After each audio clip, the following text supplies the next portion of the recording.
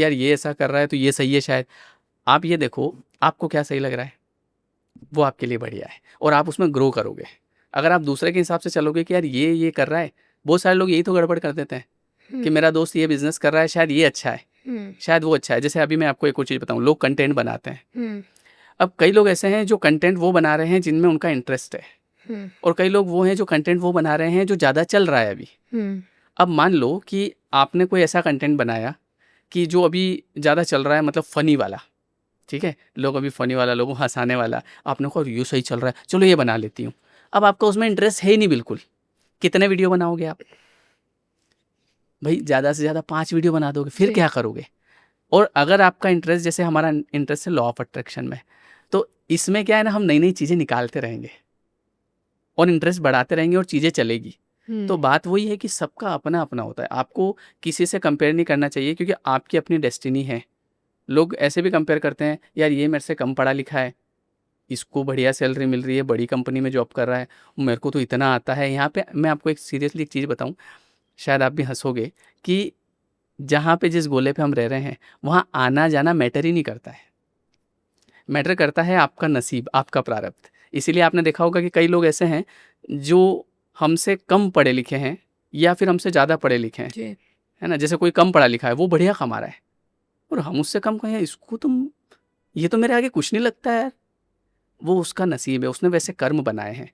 एक नीचे वालों का गणित चलता है, दुनियादारी वालों का, जो कि ये देखते हैं कि क्या डिग्री इसके पास, कितना इसको आता है और क्या पढ़ा लिखा है। और एक ऊपर वाले का चलता है, ऊपर वाला 2 चीज़ें देखता है, कर्म कैसा है और नीयत कैसी है। तो इसलिए लोग कन्फ्यूज़ हो जाते हैं कि यार वो एक कहावत है, लोग बोलते हैं कि घोड़े को मिल नहीं रही घास और गधे खा रहे च्यवनप्राश।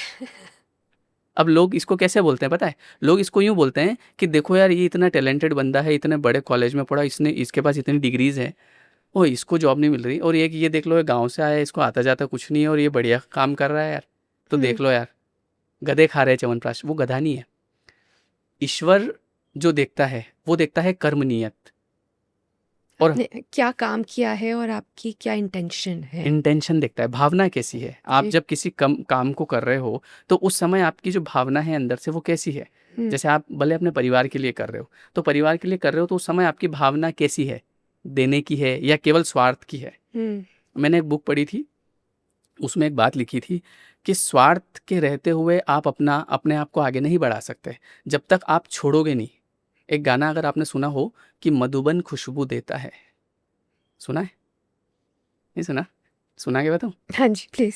मधुबन खुशबू देता है, सागर सावन देता है, जीना उसका जीना है, जो औरों को जीवन देता है। जीना उसका जीना है जो औरों को जीवन देता है। चलती है लहरा के पवन, ब्यूटीफुल। के सांस सभी की चलती रहे, जी। और लोगों ने त्याग दिए जीवन, की प्रीत दिलों में पलती रहे।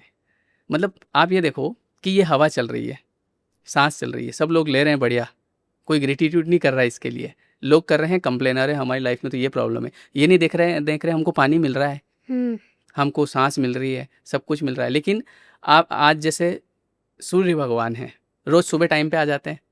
अब लोग नीचे उनके बारे में अलग अलग बात कर रहे हैं, मैं ये नहीं मानता, मैं नहीं मानता जल चढ़ाना क्या होता है, कुछ नहीं होता इससे। तो क्या ऐसा होगा कि भगवान नाराज़ हो जाएंगे, अरे यार ये क्या है यार, मैं नहीं आ रहा हूँ? नहीं, प्रकृति अपना काम कर रही है।